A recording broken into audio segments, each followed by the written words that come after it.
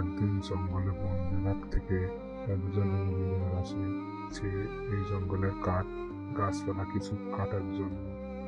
তখনই এক অপূর্ব কাহিনী ঘটেছে।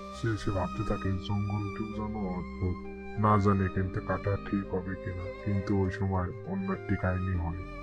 কিন্তু ওই সময় ওখান থেকে একটি কঙ্কাল আসতে থাকে এবং সে বলতে চায় যে তুমি এখানে কেন এসেছো, কি জন্য এসেছো। দেখো, তুমি যেখান থেকে এসেছো সেখানে চলে যেতে পারো, এখান থেকে কেউ ফিরে যেতে পারে না।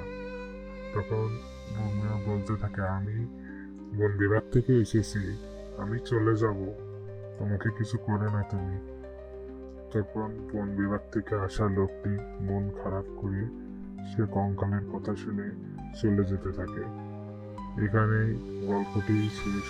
সে চায় না এরকম কারোর সাথে হোক,